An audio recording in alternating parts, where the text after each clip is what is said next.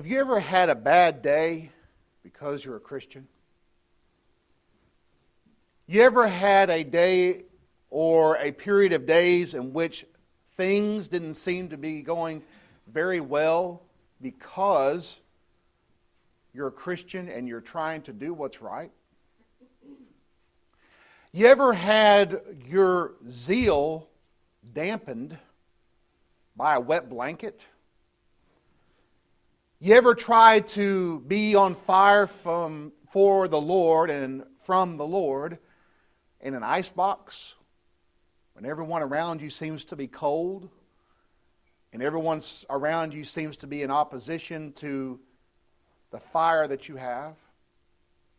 I think every Christian from time to time feels like that and has those days or periods of time in which it seems like, because they are trying to do what's right, in harmony with the will of God, they find themselves at odds with, it seems like, just about everybody. Whether it be those of the world, co-workers, classmates, whether it be family members, and sometimes your own brethren in the church. And you get to the point where you start thinking, can I not get along with anybody? And it gets to the point where you're thinking, what is going on here? And sometimes that can put a damper on zeal. Sometimes that can put out the fire. You know, in Jeremiah chapter 20, Jeremiah is facing that very thing. He's facing that very thing. Jeremiah was called to be a prophet in Jeremiah chapter 1. He was a young man. God says, I'm going to put my words in your mouth and you're going to preach my word. But then he prepares Jeremiah, said, this isn't going to be an easy task. In fact, don't be afraid of their faces because they're going to give you some looks. You've heard the expressions of looks could kill. Well, Jeremiah was getting those looks from people when he was preaching the message. And his message was to Judah this: if you don't repent, you're going to go into captivity.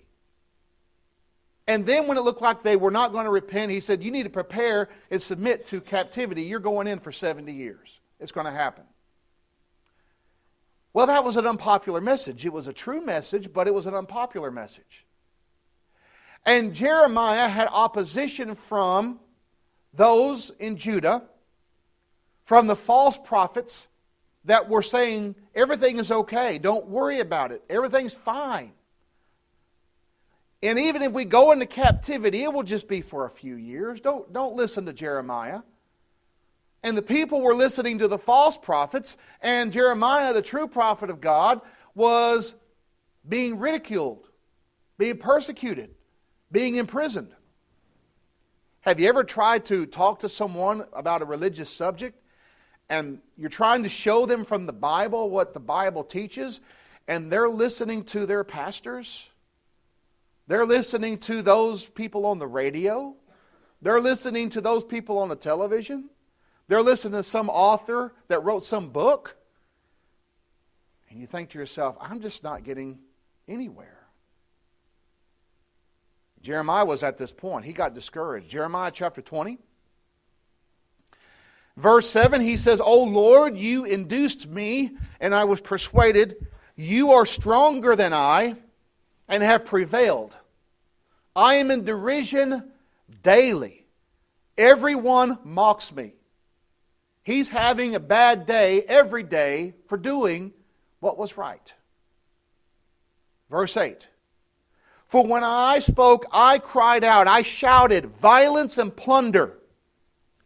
Because of the word of the Lord was made to me a reproach and a derision daily. You notice the word daily in verse 7 and the word daily in verse 8? This was an ongoing problem. He was preaching the message from God, violence and plunder. That was what was going to come upon Judah if they didn't repent. You know, we knowing the terror of the Lord persuade men. 2 Corinthians chapter 5 and verse 11. We know about the judgment day coming and the wrath of God coming, and so we we shout out, as it were, in our message, there is that day coming. And then derision daily. Reproach and derision daily. Verse 8. You look at verse 9. Then I said, I will not make mention of him, nor speak any more in his name. You ever felt like that? I'm just not going to take a stand anymore. I'm just not going to do it because it just seems like I find myself in opposition. With family, with friends, with neighbors, with sometimes brethren. I'm just not going to talk about it anymore. Not going to take a stand anymore. I will not make mention of him, nor speak any more in his name, Jeremiah said. Verse 9, but his word was in my heart like a burning fire, shut up in my bones. I was weary in holding back, and I could not. Some translations say, I could not contain. That's the very definition of the word prophet in the original language. It means to bubble forth with the Word of God. To speak forth the Word of God. Jeremiah is not being forced to preach God's Word here. God is not forcing him to do it.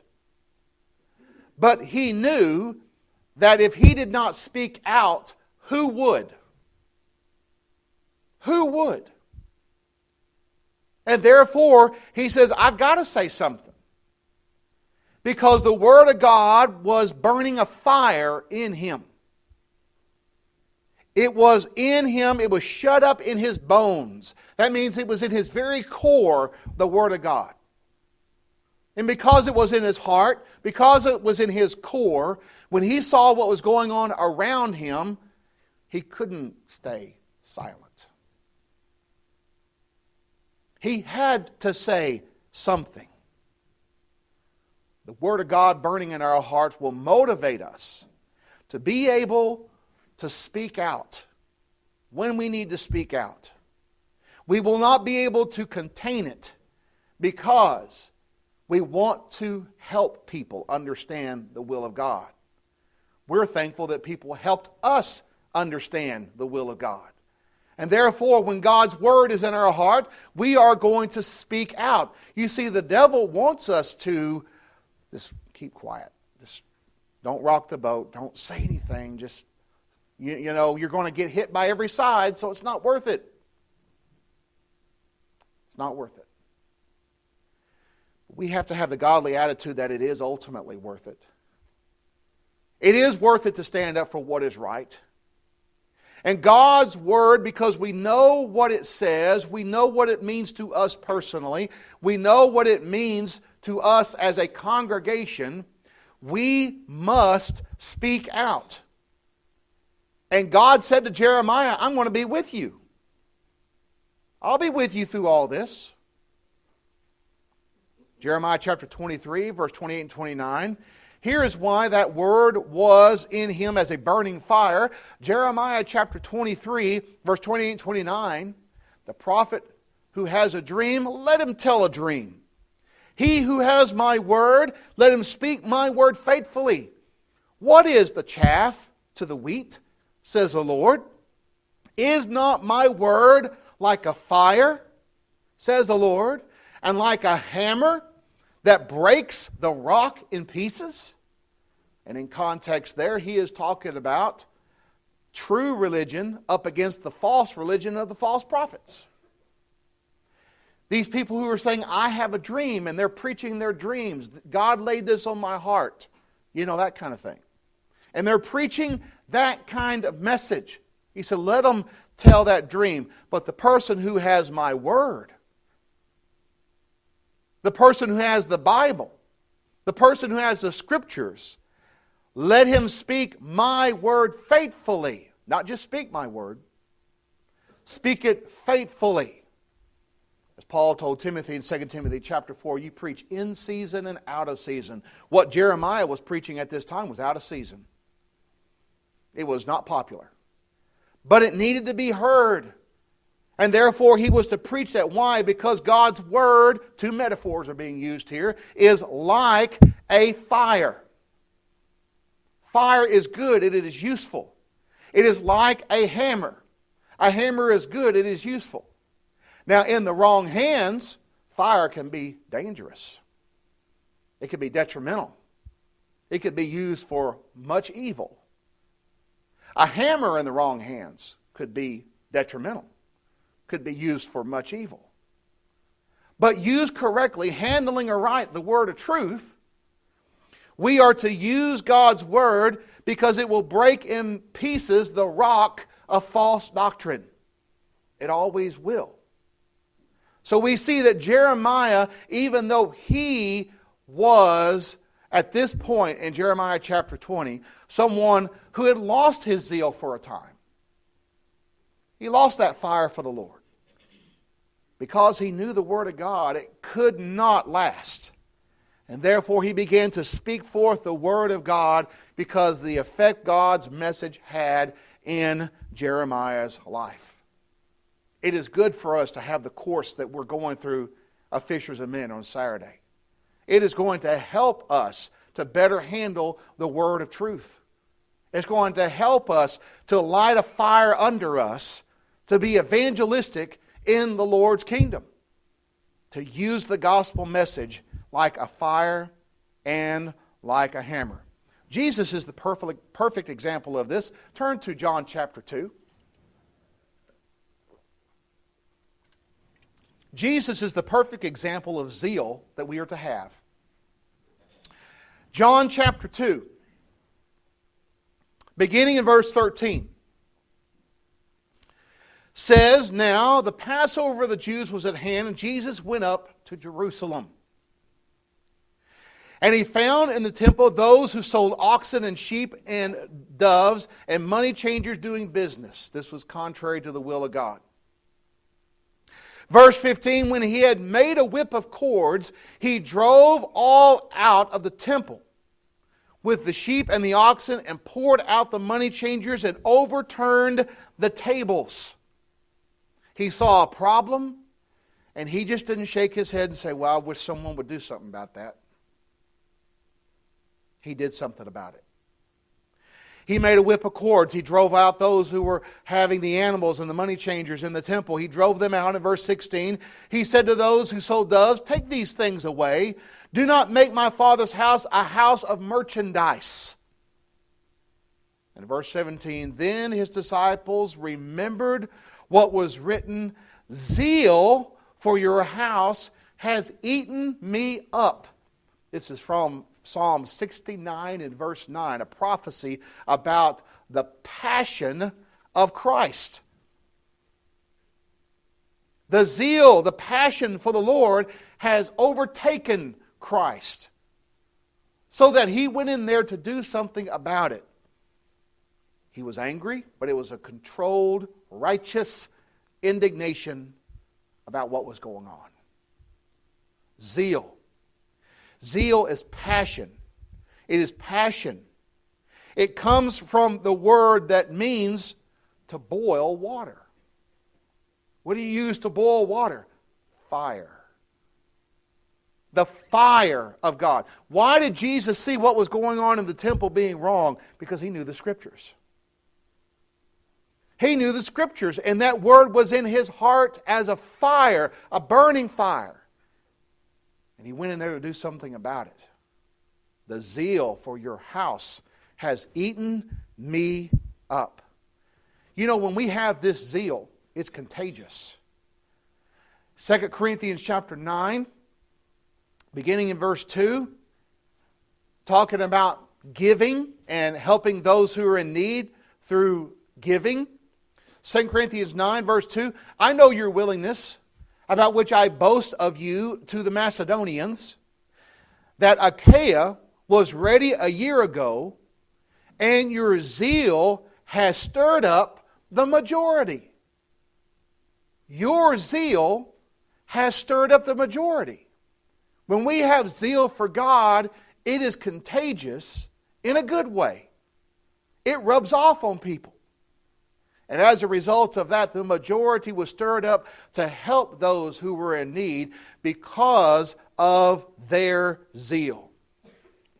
We also see in the Bible that Paul talks about those individuals who had zeal for God. Colossians chapter 4. Colossians 4, verses 12 and 13. Epaphras. Epaphras.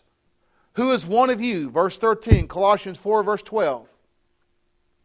Who is one of you, a bondservant of Christ, greets you always, laboring fervently for you in prayers, that you may stand perfect and complete in the will of God. Verse 13, for I bear him witness that he has a great zeal for you. And those who in Laodicea and Hierapolis. So Colossians 4 and verse 13, what we know about Epaphras is he had a great zeal for the brethren at Colossae. He was passionate about them. In Romans chapter 10 and verse 2, we have to have that zeal with knowledge. Zeal without proper knowledge is dangerous. Romans 10 and verse 2, talking about the Jews of his day, Paul says, for I bear them witness that they have a zeal for God, but not according to knowledge. Well, what does Hosea 4 and verse 11 tell us? My people are destroyed for lack of knowledge. Zeal without knowledge is dangerous. Knowledge without zeal is pitiful. We must have both. Because the church is to be a people redeemed of God, to be full of zeal. Titus chapter 2 and verse 14. Christ gave himself for us, that he might redeem us from every lawless deed and purify for himself his own special people, that's the church, zealous for good works, passionate for good works. And when we don't have that zeal, we're doing the right things, but we don't have that zeal, we fall into the condemnation of the Laodiceans in Revelation chapter 3, who found themselves to be lukewarm. They were neither hot nor cold, but they were lukewarm. Jesus said, I'll spew you out of my mouth. He tells him in Revelation 3 and verse 19 to the church of Christ at Laodicea, he says, as many as I love, I rebuke and discipline. Therefore be zealous and repent. We need to repent if we don't have a zeal for God. If we have become lukewarm. If we have become cold in the service of the Lord. Because we need to, as Jeremiah, realize that even though we're going to have those periods of time in which we just want to throw in the towel and live and let live, just to go along to get along because it's just going to be easier, in the long run, that's something we'll regret. And we will be glad at the end of our life and look back on it and say, I'm glad I took a stand. Just as I saw Jeremiah did in the Scripture. Just as I saw Noah did in the Scripture. Just as I saw Christ Jesus did in the Scriptures. If you're a Christian this morning, how is your zeal? Has your fire gone out? We urge you to repent and reignite that fire for the Lord, and He will forgive and He will help you through the power of His Word. That's where that fire comes from, His Word, to be zealous for good works. If you're not a Christian, believe in Christ, confess Him as the Son of God, and repent of your sins. Be baptized, immersed in water for the forgiveness of sins, and the Lord will place you into Christ and forgive you of all your sins. Jesus said, he who believes and is baptized shall be saved. Mark 16 and verse 16. Why are you waiting? Arise and be baptized and wash away your sins, calling on the name of the Lord. Acts 22 and verse 16. And the Lord will save you, and you can zealously work from the Lord all the days of your life. As always, the choice is yours. While together we stand and we sing.